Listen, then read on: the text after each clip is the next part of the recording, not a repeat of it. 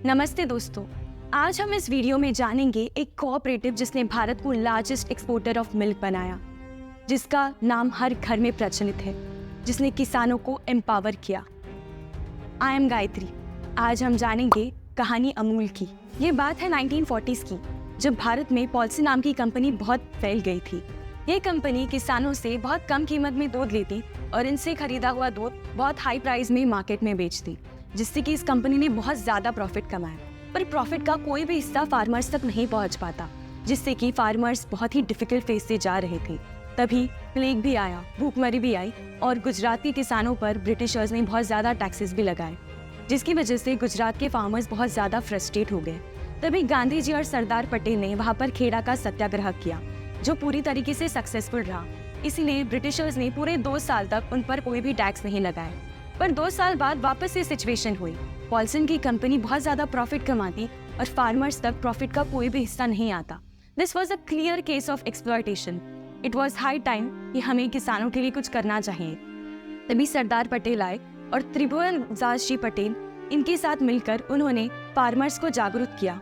उन्होंने फार्मर्स को सजेस्ट किया कि वो एक कोऑपरेटिव बनाए। त्रिभुवन दास जी पटेल ने सारे फार्मर्स को एकजुट किया और एक कोऑपरेटिव एस्टैब्लिश किया, जिसका नाम था Kaira district cooperative milk producers union limited, क्योंकि खेड़ा का पहले नाम कायरा था।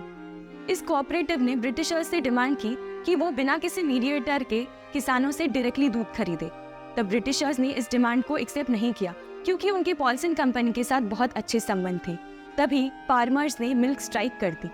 उसके कुछ दिन बाद ब्रिटिशर्स ने सारी डिमांड एक्सेप्ट कर लिए और इस कोऑपरेटिव से डायरेक्टली दूध खरीदा। इस कोऑपरेटिव की खास बात यह थी कि इस कोऑपरेटिव में जो भी किसान शामिल होगी, उनका धर्म नहीं देखा जाएगा, उनकी कास्ट नहीं देखी जाएगी और सबको एक इक्वल वोटिंग राइट मिलेगा, which made the cooperative different than any other company। दोस्तों, इस कोऑपरेटिव की सबसे खास बात यह थी कि इसमें बॉटम लेवल को ज्यादा इंपॉर्टेंस दिया था। अनलाइक पॉल्सन कंपनी में सारा प्रॉफिट मार्जिन ऊपर के लेवल पर ही जा रहा था और जो बॉटम लेवल पर फार्मर्स है उन्हें कुछ भी नहीं मिल रहा था। इसीलिए कायरा कोऑपरेटिव ने इस बात पर खास ध्यान दिया और इसे एक 3 स्टार स्ट्रक्चर बनाया। इसमें बॉटम लेवल पर विलेज सोसाइटीज होंगे, इसके ऊपर मेंबर यूनियंस होंगे और इसके ऊपर एक फेडरेशन होगा जो स्टेट लेवल पर काम करेगा। और इस तरह से शुरुआत हुई हमारी सबसे पहले मिल्क कोऑपरेटिव सोसाइटी की, जिसके ओनर्स खुद फार्मर थे। फिर कहानी में एंट्री होती है वर्गीस कुरियन की, जिन्होंने भारत के मिल्क रिवॉल्यूशन का पूरा इतिहास बदल दिया। पर वर्गीस कुरियन और डेयरी का क्या कनेक्शन था? वर्गीस कुरियन बचपन से he was a very bright student, जिसकी वजह से उन्हें सरकार से स्कॉलरशिप मिली। पर उन्हें स्कॉलरशिप चाहिए थी न्यूक्लियर टेक्नोलॉजी में, पर उन्हें स्कॉलरशिप मिली डेयरी इंजीनियरिंग में, जिसकी वजह से उन्हें डेयरी इंजीनियरिंग परस्यू करना पड़ा और गवर्नमेंट ने उन्हें डेयरी डिवीजन का एक ऑफिसर बना दिया। बाय चांस जिस आनंद की बिल्डिंग में वो डेयरी डिवीजन ऑफिसर अपॉइंट होते हैं, उसी बिल्डिंग में कायरा कोऑपरेटिव सोसाइटी का भी काम चल रहा होता है। तभी उनकी मुलाकात होती है त्रिभुवन दास जी पटेल से। वर्गीस कुरियन जब त्रिभुवन दास जी पटेल से पहली बार मिलते हैं, सो ही गेट्स वेरी इम्प्रेस्ड, क्योंकि त्रिभुवन दास जी पटेल दिन रात फार्मर्स के लिए काम करते हैं, क्योंकि उन्हें किसानों को इंडिपेंडेंट बनाना होता है। और पॉल्सन कंपनी, जिन्होंने फार्मर के साथ इतना ज़्यादा एक्सप्लॉयटेशन किया, उसका नामो निशान भारत से हटाना होता है। उनके इस विजन को देखकर वर्गीस कुरियन बहुत ज़्यादा इम्प्रेस होते हैं। कुछ साल बाद वर्गीस कुरियन का गवर्नमेंट के साथ कॉन्ट्रैक्ट खत्म हो जाता है। उन्हें मुंबई जाकर न्यूक्लियर टेक्नोलॉजी में वापस अपना करियर परस्यू करना होता है। पर इस पैशन को देखकर और किसानों को इंडिपेंडेंट करने की चाह को देखकर वो आनंद में ही रुक जाते हैं और कायरा कोऑपरेटिव को बड़ा करने में मदद करते हैं। वर्गीस कुरियन जब इस कोऑपरेटिव को ज्वाइन करते हैं तो वो इतनी सारी इनोवेशंस और टेक्नोलॉजी लाते हैं कि दिन ब दिन इस कोऑपरेटिव का मिल्क प्रोडक्शन बढ़ता जाता है। वर्गीस कुरियन आनंद में एशिया का सबसे बड़ा पावर प्लांट एस्टैब्लिश करते हैं, जो एक दिन में 1 लाख लीटर दूध से भी ज्यादा प्रोडक्शन करता है। पर अब सवाल ये उठता है कि इतनी सारी दूध का करें तो क्या करें?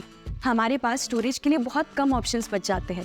तब ये डिसाइड होता है कि हम मिल्क प्रोडक्ट्स बनाना स्टार्ट करेंगे, यानी बटर से लेके मिल्क पाउडर तक ये कोऑपरेटिव सारे मिल्क प्रोडक्ट्स बनाएगा। पर ये मिल्क प्रोडक्ट्स बनाने के लिए एक ब्रांड नेम की ज़रूरत होगी।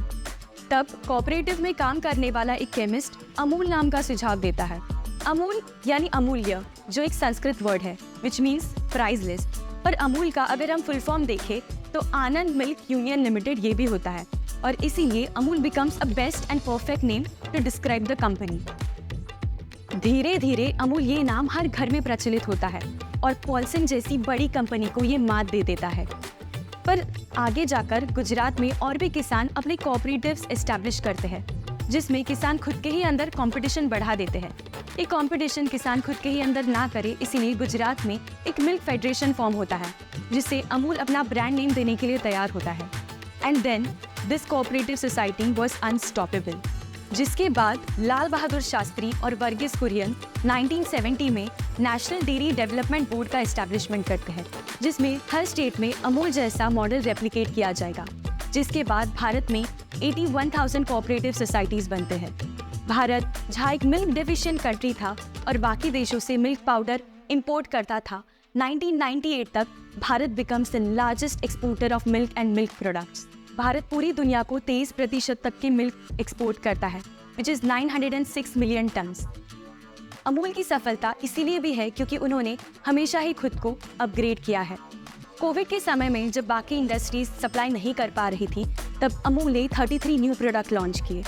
कोविड के समय में जब बाकी कंपनीज अपने लेबर क्लास को निकाल रही थी, तब अमूल ने 800 करोड़ का इंसेंटिव रूरल क्लास को दिया। अमूल ने हमेशा ही अपने किसानों का ख्याल रखा है, इसीलिए आज भी अमूल के साथ भारत के 3.6 मिलियन किसान जुड़े हैं। एंड इसीलिए Amul has become the taste of India.